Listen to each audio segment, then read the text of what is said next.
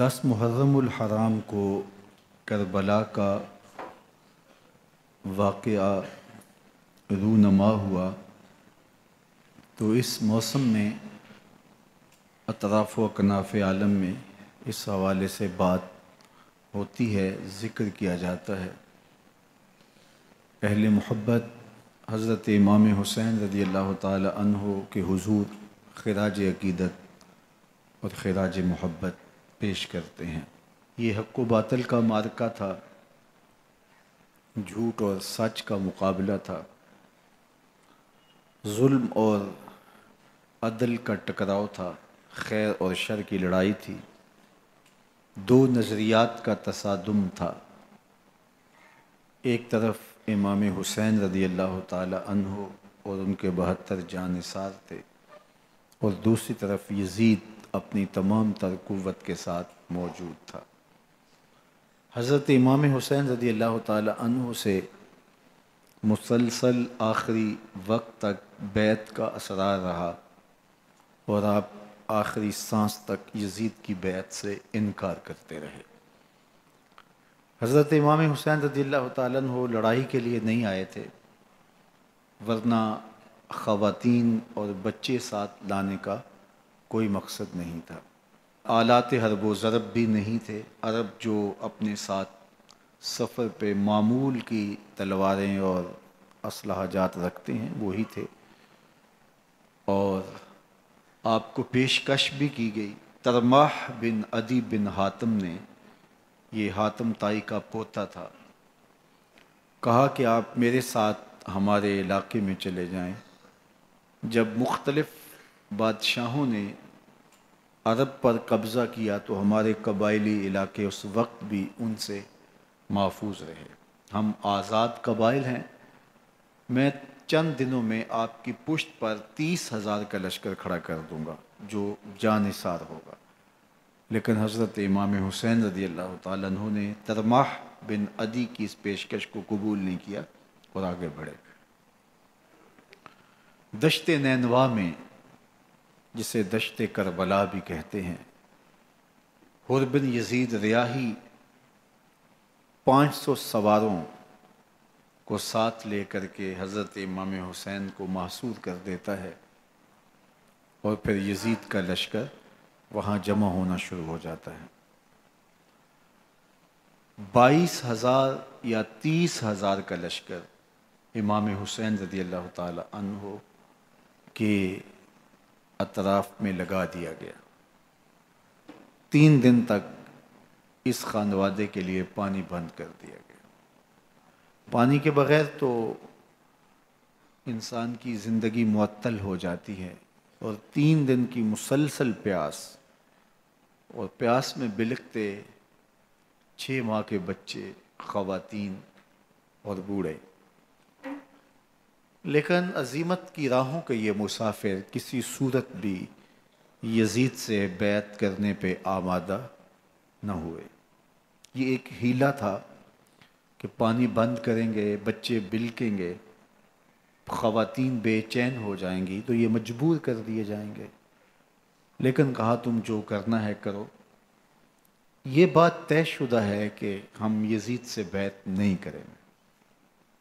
پھر 3 ماہ پانی بند کرنے کے بعد حضرت امام حسین رضی اللہ تعالیٰ عنہ اور ان کے خاندان کو جس طرح ذبح کیا گیا، یہ ایک دردناک کہانی ہے۔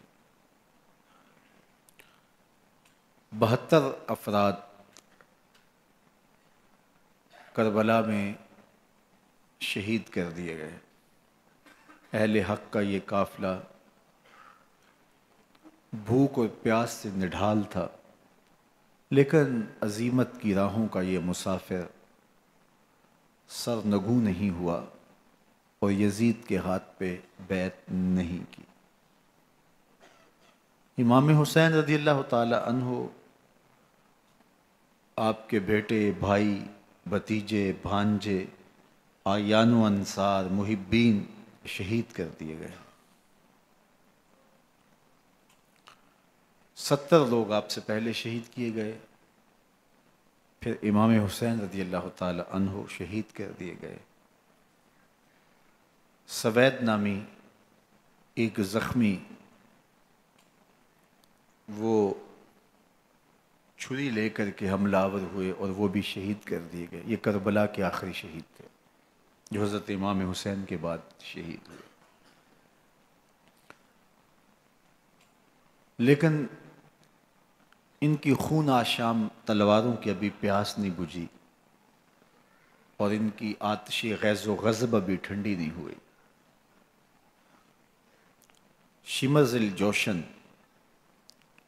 حضرت علی اوسط جنہیں امام زین العابدین کے نام سے دنیا جانتی ہے، 14 سال کی عمر میں تھے، بیمار تھے. خیمے میں گھس کے ان کو بھی شہید کرنے لگا تو حمید بن مسلم نے کہا کہ کیا بچوں کو بھی شہید کیا جائے گا؟ تو وہ رک گیا.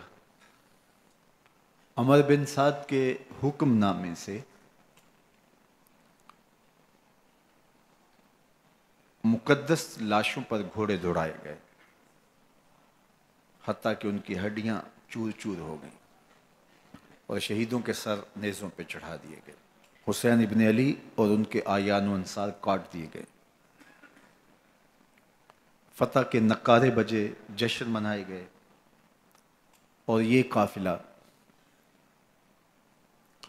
کربلا سے کوفے کی جانب روانہ ہوا. شہیدوں کے سر نیزوں پہ آگے آگے چل رہے ہیں اور اونٹوں کے اوپر حضور کی بیٹیاں، حضور کی شہزادیاں اور حضرت امام زین العابدین کو باندھا گیا ہے. اور یہ تقدس مآب قافلہ کوفے پہنچتا ہے. ابن زیاد بہت خوش تھا کہ جیسے اس نے کوئی بہت بڑا کام کر لیا ہو.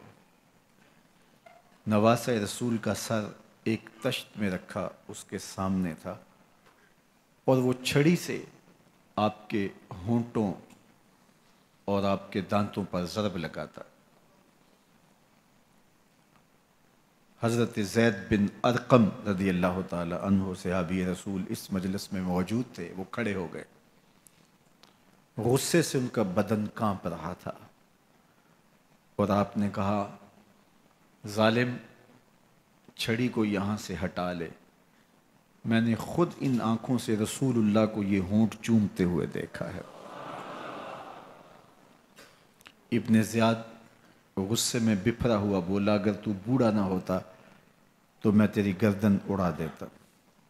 حضرت زید بن ارقم روتے ہوئے دربار سے باہر نکلے اور ساتھ اہل کوفہ کو مخاطب کر کے کہا کہ اہل کوفہ، تم نے حسین ابن علی کو شہید کر دیا اور ابن مرجانہ کے غلام بن گئے. حضرت زینب سلام اللہ علیہا ایک کونے میں بیٹھی تھی، پرانے کپڑوں میں ملبوس. ایک وہ وقت بھی تھا کہ سیدہ زینب سلام اللہ علیہا جب کوفے میں آئیں سیدنا علی المرتضیٰ کے زمانے میں، ان کے دور خلافت میں دارالخلافہ کوفہ متعین ہوا.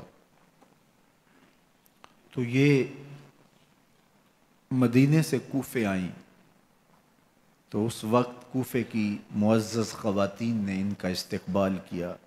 خلیفۃ المسلمین کی شہزادی، رسول اللہ کی بیٹی سیدہ فاطمہ الزہرا کا عکس حضرت زینب سلام اللہ علیہا کوفے میں داخل ہوئیں.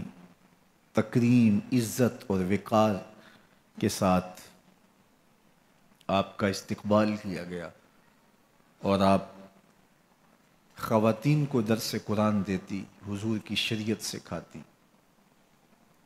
اور آج وہی کوفہ ہے، وہی دیوار و در ہیں، اور وہی زینب ہے، اور آج زینب کے ساتھ حسین ابن علی کا کٹا ہوا سر ہے۔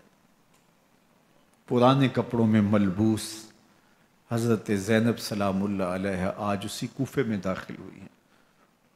دارالامارت کے ایک کونے میں تشریف فرما ہیں کہ ابن زیاد پوچھتا ہے یہ خاتون کون ہے؟ حضرت زینب خاموش رہیں۔ اس نے دوسری مرتبہ پوچھا، آپ پھر خاموش رہیں۔ تیسری مرتبہ پوچھا، آپ پھر خاموش رہیں۔ پھر ایک لونڈی نے بتایا یہ زینب بنت علی ہیں۔ تو اس کے سامنے حضرت امام حسین کا کٹا ہوا سر پڑا تھا، اور وہ حضرت زینب سے مخاطب ہو کے کہنے لگا کہ اللہ نے تمہیں شکست دی اور یزید بن معاویہ کو فتح عطا کی۔ تو حضرت زینب سلام اللہ علیہ پھر دربار ابن زیاد میں ایک خوبصورت خطبہ عطا کیا۔ زینب بول رہی تھی، لگ رہا تھا مولا کائنات بول رہے ہیں۔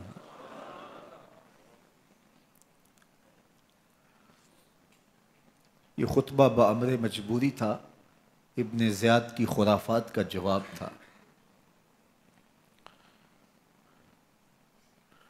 تو ابن زیاد سے اس کا جواب تو نہ بن پڑا، لیکن کہنے لگا کہ بڑی مکفہ اور مسجع گفتگو کی، تمہارا باپ علی بھی بہت اچھا شاعر تھا۔ تو سیدہ زینب سلام اللہ علیہ نے فرمایا ہمیں مکفہ گفتگو سے کیا غرض، یہ تو ایک حقیقت ہے جو ہم نے بیان کی۔ تو حضرت علی اوسط امام زین العابدین بھی پاس تھے، تو دیکھ کر کے کہنے لگا کہ یہ لڑکا کون ہے؟ تو فرمایا میں علی بن حسین ہوں۔ تو کہا کہ انہیں تو قتل کر دیا گیا۔ کہا وہ میرے بھائی تھے اور ان کا نام بھی علی تھا، میرا نام بھی علی ہے۔ تو اس نے کہا کہ اس لڑکے کو لے جاؤ اور قتل کر دو۔ حضرت زینب علی اوسط امام زین العابدین کے ساتھ چمٹ گئیں اور کہا کہ اگر تم اسے قتل کرو گے تو اس کے ساتھ مجھے بھی قتل کرنا ہوگا۔ تو ابن زیاد کہنے لگا کہ یہ عورت سچ کہتی ہے، واقعی اس کے جذبات یہی ہیں۔ اور الصلاۃ جامعہ کی پکار کے ساتھ مسجد کوفہ میں آ گیا۔ کوفے کے لوگ سارے ابن زیاد کے سامنے تھے۔ امام حسین کا کٹا ہوا سر ابن زیاد کے سامنے تھا، اور اس نے کہا کہ اللہ نے یزید بن معاویہ کو فتح دی اور کذاب ابن کذاب معاذ اللہ حسین ابن علی کو شکست دی۔ جب اس نے یہ بات کہی تو عبداللہ بن عفیف الازدی رضی اللہ تعالی عنہ موجود تھے، وہ کھڑے ہو گئے۔ غصے سے ان کا بدن کانپ رہا تھا، اور آپ نے پوری ہمت کے ساتھ ابن زیاد کو جواب دیتے ہوئے کہا، ظالم، حسین سچا، حسین کا باپ بھی سچا، تو جھوٹا، تیرا باپ بھی جھوٹا، جس نے تجھے امیر بنایا وہ بھی جھوٹا۔ تو ابن زیاد نے جب اپنے بارے عبداللہ بن عفیف سے یہ بات سنی تو اس نے حکم دیا کہ ان کا سر کاٹ دیا جائے، اور پھر حضرت عبداللہ ابن عفیف رضی اللہ تعالی عنہ کو شہید کیا گیا اور ان کی لاش کو سولی چڑھا دیا گیا۔ حق کی راہ کے یہ مسافر اپنی جان کس طرح راہ خدا میں سپرد کر رہے تھے۔ اہل کوفہ سہمے ہوئے، ڈرے ہوئے ابن زیاد کے دربار میں بیٹھے تھے، اور امام حسین رضی اللہ تعالی عنہ کے قتل کا، ان کی شہادت کا انہیں دکھ تو تھا، لیکن ان کے اندر ہمت، طاقت اور توانائی نہیں تھی۔ ان کی تلواریں یزید کے ساتھ رہیں اور دل امام حسین رضی اللہ تعالی عنہ کے ساتھ رکھنے کی بات کرتے تھے۔ پھر یہ قافلہ کوفہ سے چلتے چلتے دمشق کی جانب عازم سفر ہوا۔ ایک اونٹ پہ تین تین لوگوں کو سوار کیا گیا تھا۔ امام زین العابدین کو سوار بھی کیا گیا اور بدن پر زنجیریں بھی باندھی گئیں، جکڑ کر کے سواری پہ بٹھایا گیا۔ اللہ اکبر! جہاں جہاں سے یہ لوگ گزرتے، لوگوں کو ان کی حالت پہ رحم آتا۔ بہت سارے لوگ نہیں جانتے تھے یہ کون ہیں۔ عمومی طور پہ راستوں میں یہی بتایا گیا کہ کچھ باغی لوگ ہیں جنہوں نے حکومت سے بغاوت کی، تو ان کے کیفر کردار تک پہنچا دیا گیا۔ راستے میں ایک گرجا گھر آیا اور وہاں یہ لوگ رات رکتے ہیں۔ گرجا گھر کی دیوار پہ لکھا ہوا تھا: اترجو امت قتلت حسینا شفاعت جدہ یوم الحساب۔ کیا وہ امت جنہوں نے حسین ابن علی کو شہید کیا، قیامت کے دن انہی کے نانے سے شفاعت مانگیں گے؟ کس منہ سے شفاعت طلب کریں گے؟ اسی حسین ابن علی کے نانا سے، جن کے بیٹے کو، جن کے شہزادے کو، نواسے کو ان لوگوں نے شہید کیا۔ جب یہ تقدس مآب قافلہ دمشق پہنچا تو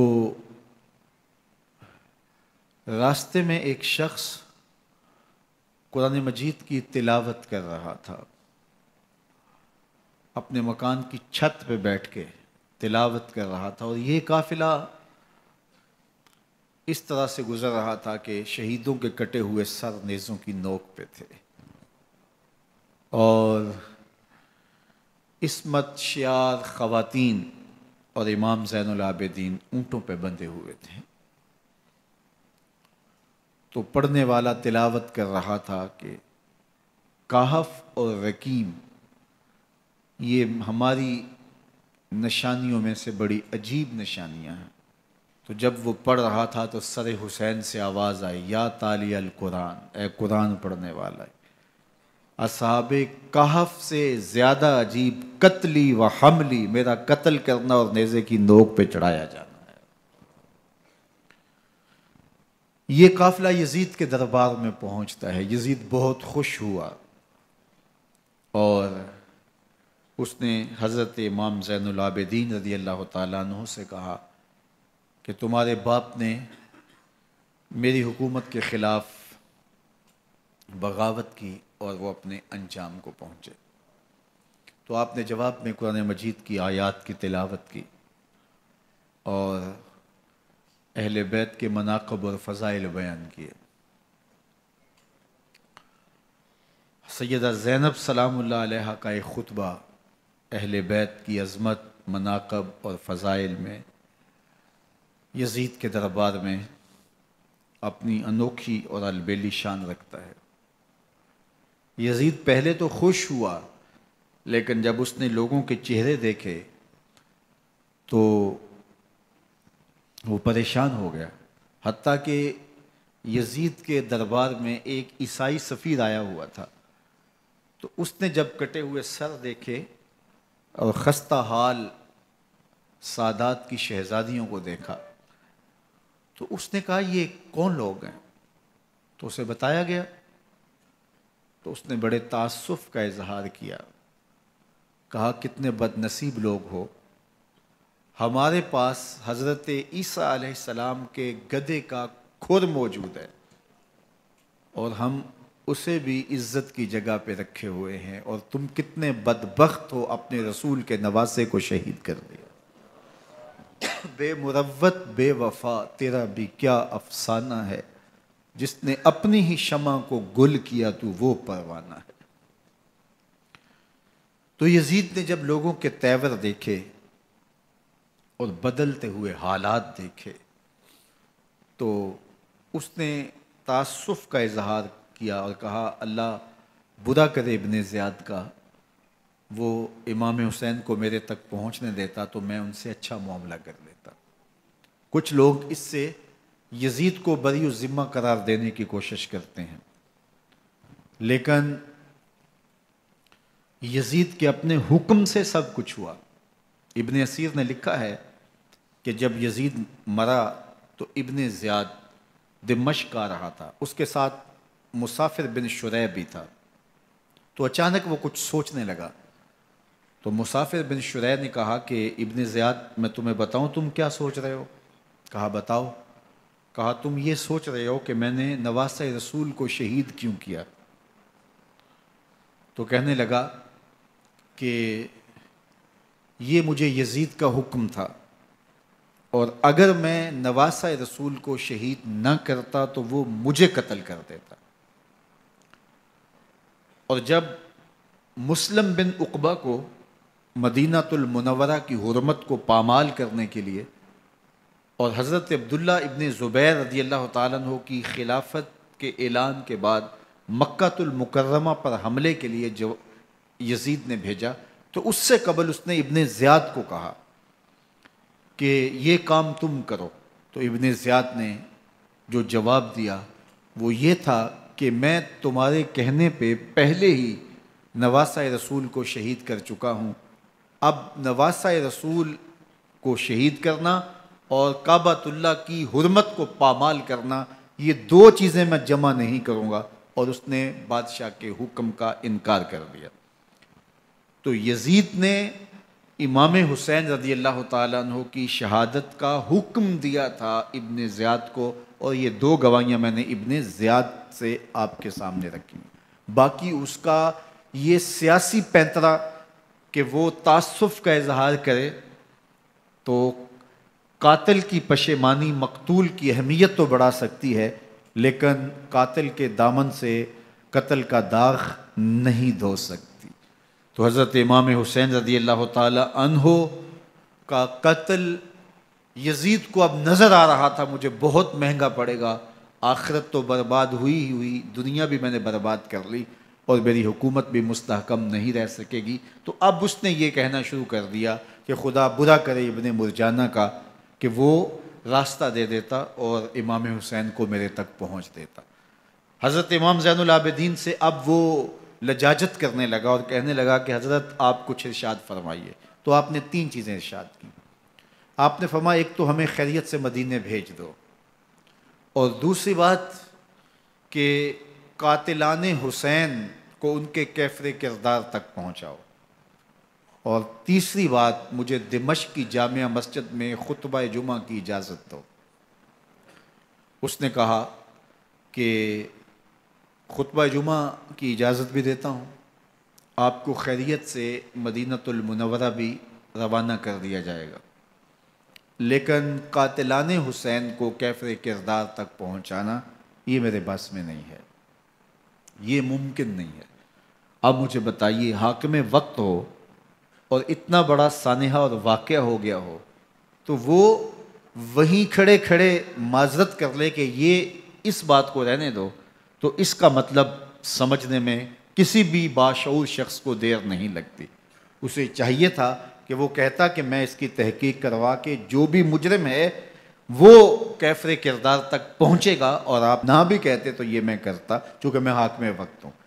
لیکن اس نے فوراً کہا کہ یہ ممکن نہیں ہے، تو اس کا مطلب کیا کہ مجرم میں خود ہوں، تو میں اس سے جو ہے وہ بچنا چاہتا ہوں۔ تو اس نے حضرت امام زین العابدین کو کہا دو شرطیں تو قبول ہیں، لیکن یہ تیسری شرط قبول نہیں ہے اور یہ ممکن نہیں ہے۔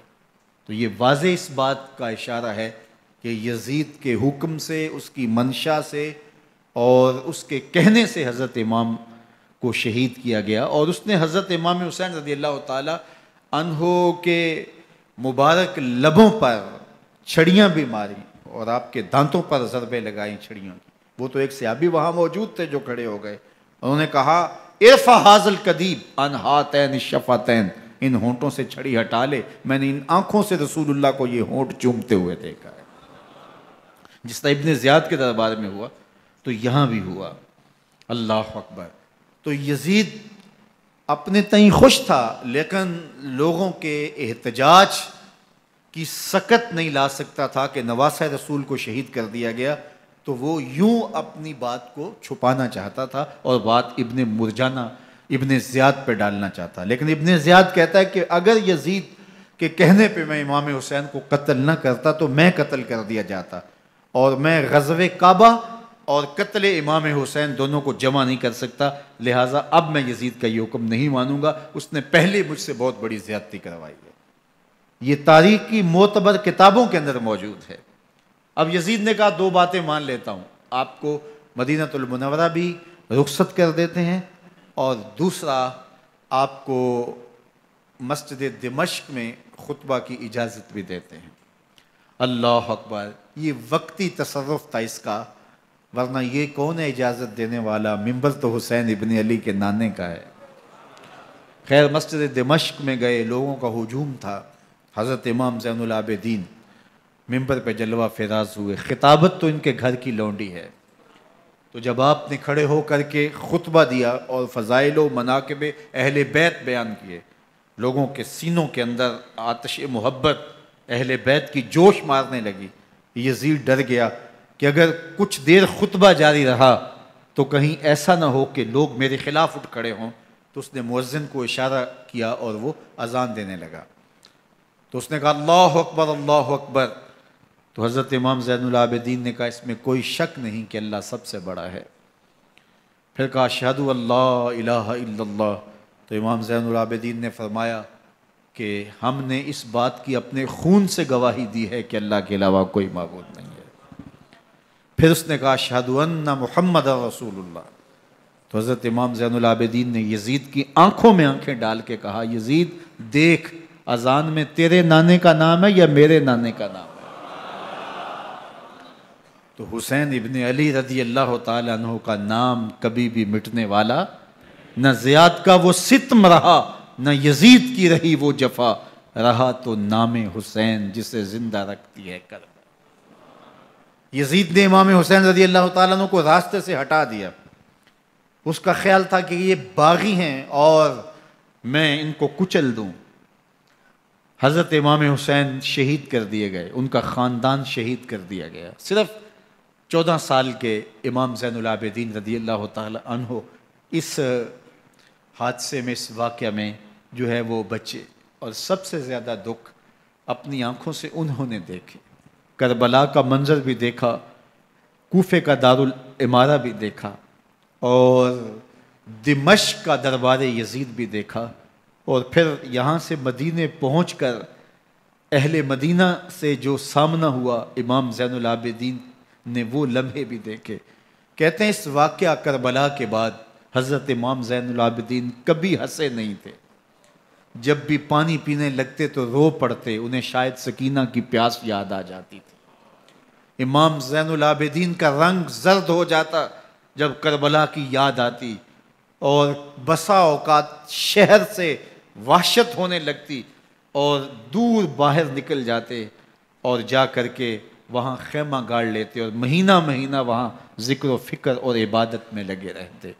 امام زین العابدین کے ہاتھوں میں ہتھ کڑیاں، پاؤں میں زنجیریں، اور اونٹ پہ باندھ کر کے جب حضرت امام زین العابدین کو شہیدوں کی لاشوں کے قریب سے گزارا گیا تو غشی پہ غشی طاری ہو رہی تھی امام زین العابدین پہ، اور وہ گھڑیاں بھی امام زین العابدین پر کتنی دردناک تھیں کہ جب شہزادیاں اونٹوں کے ساتھ باندھی گئی تھیں اور امام زین العابدین اپنے بابا کا سر اپنے سامنے چلتا ہوا دیکھتے تھے، اور یہ دردناک لمحے کہ جب رات کی گھڑی آئی تو زینب سلام اللہ علیہ نے دیکھا کہ زین العابدین کے آنسو نہیں تھمتے اور ان کو غشی پہ غشی آتی ہے، تو وہ آگے بڑھ کے ان کو اپنی آغوش میں سمیٹتی ہیں اور کہا زین العابدین کیا ہوا؟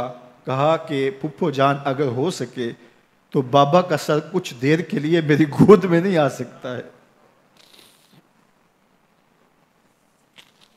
وہ وقت بھی امام زین العابدین پہ آتا ہے جب زخم اور درد اور دکھ حد سے تجاوز کرتے ہیں تو زین العابدین مدینہ کی طرف منہ کر لیتے ہیں اور حضور کی بارگاہ میں ہوا کے ہاتھوں پیغام بھیجتے ہیں، ان نلتا یا ریح الصبا یومن الی ارض الحرمی بلغ سلامی روزتن فیہ النبی المحترم یا رحمت للعالمین ادرک لزین العابدی محبوس عید الظالمی فی الموکب والمزدحم۔ امام زین العابدین نے یہ سارا دردناک منظر اپنی آنکھوں سے دیکھا اور یہ سارے دکھ سہے۔ امام زہری کہتے ہیں کہ ولید کے زمانے میں دوبارہ امام زین العابدین کو پکڑ لیا گیا اور ان کے ہاتھوں میں دوبارہ ہتھ کڑیاں اور پاؤں میں بیڑیاں ڈال دی گئیں۔ میں ملنے گیا تو جو ہی امام کے ہاتھوں میں ہتھ کڑیاں دیکھی تو میرا دل ڈولنے لگا اور میری آواز گلے میں دب گئی اور آنسو تھے کہ تھمتے نہیں تھے۔ تو امام زین العابدین نے مجھے دیکھا تو مجھے تسلی دیتے ہوئے کہا زہری کیا ہوا تمہیں؟ تو میں نے کہا حضرت کربلا میں تھوڑے دکھ دیکھے تھے اور اب یہ حالت مجھ سے دیکھی نہیں جا رہی۔ تو امام زین العابدین نے ان زنجیروں کو اور ان ہتھ کڑیوں کو جن سے آپ جکڑے گئے تھے جھٹکا دیا، لوہے کی زنجیریں ٹوٹ گئیں۔ کہا زہری ہم اللہ کی تقدیر پہ راضی ہے ورنہ یہ زنجیریں کیا ہوتی ہیں۔ امام زین العابدین کو اللہ نے عزتوں سے نوازا تھا، ہر دور کے حاکم وقت ڈرتے تھے اور ان کی عزت سے حسد کرتے تھے۔ ولید بن عبد الملک بنو امیہ کا بڑا تگڑا حکمران گزرا ہے۔ ایک دن طواف کرتے کرتے حجر اسود کے سامنے آیا اور اس کے دل میں آیا کہ میں حجر اسود کو بوسہ کروں، لیکن رش اتنا تھا کہ آگے بڑھنے کی ہمت نہ ہوئی اور پیچھے ہٹ کے کھڑا ہو گیا کہ رش کم ہوتا ہے تو میں حجر اسود کو چومتا ہوں۔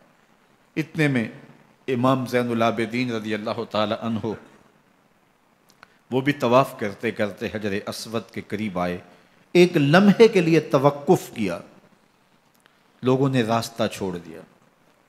امام زین العابدین آگے بڑھے، حجر اسود کو چوما، پھر آگے بڑھ گئے۔ ولید بن عبد الملک کو بڑا غصہ آیا کہ لوگوں نے میرے لیے تو راہیں نہیں چھوڑی اور زین العابدین کے لیے راہیں چھوڑ دی ہیں۔ تو وہ اپنے درباری شاعر کو، فرزدق کو جو اس کے ساتھ کھڑا تھا، اس کو پوچھتا ہے من ھذا، یہ کون ہے؟ حالانکہ اسے پتا تھا یہ امام زین العابدین ہے۔ بعض اوقات سوال تفہیم کے لیے کیا جاتا ہے، سمجھنے کے لیے کیا جاتا ہے، اور بعض اوقات سوال تحقیر کے لیے کیا جاتا ہے۔ جس طرح کسی شخص کو آپ پسند نہ کرتے ہو اور وہ کوئی کام کرے تو آپ کہتے ہیں یہ کون ہے، یہ کون ہے؟ تو اس نے کہا من ھذا، یہ کون ہے؟ اب فرزدق شاعر تھا اور درباری شاعر تھا، اسے اچھی طرح پتا تھا کہ من ھذا سے بادشاہ کیا سننا چاہتا ہے، لیکن آج اس کی غیرت ایمانی جاگی۔ بادشاہ نے کہا من ھذا، یہ کون ہے؟ تو فرزدق نے بادشاہ کی آنکھوں میں آنکھیں ڈال کے کہا بادشاہ تو نہیں جانتا یہ کون ہے؟ اس کو تو بطحا کے سنگ ریزے بھی جانتے ہیں، اس کو تو زمین والے بھی جانتے ہیں، آسمان کے فرشتے بھی جانتے ہیں۔ یہ فاطمہ کا بیٹا ہے، یہ علی کا شہزادہ ہے، یہ رسول اللہ کا نواسہ ہے۔ تیرا من ھذا کہنا اس معرفہ کو نکرا نہیں کرے گا، یہ کل بھی معرفہ تھا، یہ آج بھی معرفہ ہے۔ کھڑے کھڑے امام زین العابدین کی شان میں ایک طویل قصیدہ لکھ دیا۔ بادشاہ تو اس سے کچھ اور سوچ رہا تھا، الٹ ہو گیا، اس نے ایک فرزدق کو جیل میں ڈال دیا۔ امام زین العابدین کو پتا چلا، آپ نے اشرفیوں کی 2 تھیلیاں خادم کے ہاتھ بیچی کہ ہماری وجہ سے تمہارے اوپر یہ افتاد پڑی ہے۔ تو اس نے تھیلیاں قبول کی، چوما آنکھوں سے لگائیں اور پھر خادم کے ہاتھ میں دیتے ہوئے کہا امام کو میرا سلام دے دینا اور کہنا حضرت ساری زندگی نے ٹگوں کے لیے، ان پیسوں کے لیے، اشرفیوں کے لیے شاعریاں کی ہیں، یہ جو میں نے قصیدہ لکھا ہے آپ کے نانا کی شفاعت کے لیے لکھا ہے۔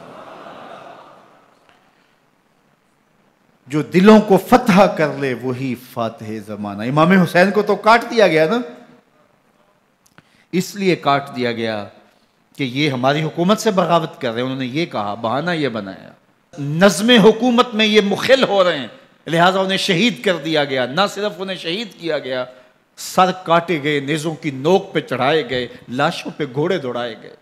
کیا کیا ظلم تھا، کیا کیا جبر تھا جو روا نہیں رکھا گیا۔ پیاسا رکھا گیا، بھوکا رکھا گیا، 6 ماہ کے بچے بھی نہیں چھوڑے گئے۔ امام حسین جب حضرت علی اصغر کو اپنے ہاتھوں پہ اٹھا کے فرات کے کنارے جا کھڑے ہوئے تو آپ نے اشقیاء سے مخاطب ہو کے کہا کہ تمہاری لڑائی تو مجھ سے ہے، اس 6 ماہ کے بچے نے تمہارا کچھ نہیں بگاڑا۔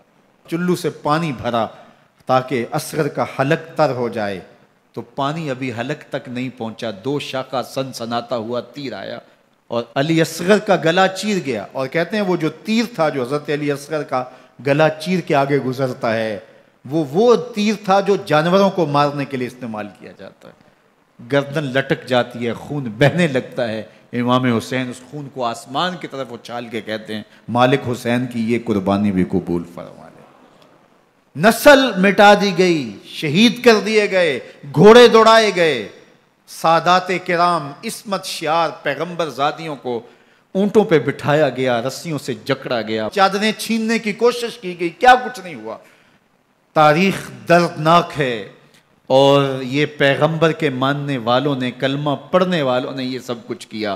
بے مروت، بے وفا، تیرا بھی کیا افسانہ ہے، جس نے اپنی ہی شمع کو گل کیا تو وہ پروانہ ہے۔ لیکن یزید کی دلیل یہ تھی کہ یہ حکومت کا نظم چلتا ہے، اسے چلنے دیا جانا چاہیے، انہوں نے کیوں رکاوٹ ڈالی ہے، لہٰذا یہ باغی ہیں، ان کو کاٹ دیا جائے۔ میں کہتا ہوں امام حسین کو شہید کر دیا گیا، ان کے اعیان و انصار کو شہید کر دیا گیا، پورے خاندان کو پیاسا رکھ کے ذبح کر دیا گیا، 6 ماہ کے بچے بھی نہیں چھوڑے گئے، 80 سال کے بوڑھوں کو بھی شہید کیا گیا، خواتین کو اونٹوں پہ بٹھایا گیا، اور گلی گلی عصمت معاب پیغمبر رحمت کی شہزادیوں کو کوفے اور دمشق کے بازاروں کے اندر بھرایا گیا۔ تو مجھے بتائیں اس کے بعد یزید کی حکومت نے کیا کیا، ان کا کیا کارنامہ تھا؟ کتنے محدث پیدا ہوئے، کتنے مفکر پیدا ہوئے، کتنے جرنیل پیدا ہوئے، کتنے صوفی پیدا ہوئے؟ کون تھا جو ان کے تخت و تاج اور ان کی حکومت جس کو بچانے کے لیے اتنا بڑا حادثہ کر دیا اور پیغمبر کے بیٹوں کو شہید کر دیا؟ تو کیا پھر اس حکومت نے کیا؟ یزید نے، یزید کا اپنا بیٹا تخت پہ بیٹھنے کے لیے تیار نہیں تھا۔ 6 ماہ کے بعد اس کی لاش گھر سے نکلی، اس نے کہا کہ یہ تخت جو ہے وہ آل رسول کے خون پہ بنا ہے، میں اس پہ نہیں بیٹھوں گا، اور رسوا ہو گئے۔ اور یزید جس کو زوم تھا کہ میں اتنی بڑی سلطنت کا مالک ہوں، اس کو بچانا ہے، اس سلطنت نے اسلام کے لیے کیا کیا؟ مجھے بتاؤ، کون سے جرنیل پیدا کیے، کون سے حکمران پیدا کیے، اس نے کون سے توانا لوگ پیدا کیے، کون سے محدث، کون سے مفکر، کون سے مسلح پیدا کیے؟ اور جس خاندان کو کاٹ دیا گیا، صرف ایک 14 سال کا علی اوسط زین العابدین بچا۔ اور ذرا حسین ابن علی کی نسل دیکھو، جعفر صادق کس نسل سے ہیں، باقر العلوم کس نسل سے ہیں، حضرت غوث اعظم کس کے شہزادے ہیں، حضرت داتا گنج بخش علی حجویری کس کے بیٹے ہیں، اور حضرت معین الدین چشتی اجمیری کس کے بیٹے ہیں؟ آج زمانے کو جو بھی دیا ہے حسین کے بیٹوں نے دیا ہے۔ یزید تخت بچا کر بھی امت کو کچھ نہ دے سکا، اور امام حسین نے سب کچھ لٹا کے امت کو ایمان کی بہاریں عطا کر دی۔ آج جہاں بھی منبر و محراب کی رونق نظر آ رہی ہے، اس کے پیچھے حسین کا کوئی بیٹا کھڑا ہوا نظر آئے گا۔ اللہ اکبر! اس دین کے خاکے میں رنگ ہی حسین ابن علی کے خون نے بھرا ہے۔ حسین اگر نہ شہید ہوتا تو آج گھر گھر یزید ہوتا۔ As I look to nature's beauty, dazzled am I, knowing everything calls on you, the Lord Most High.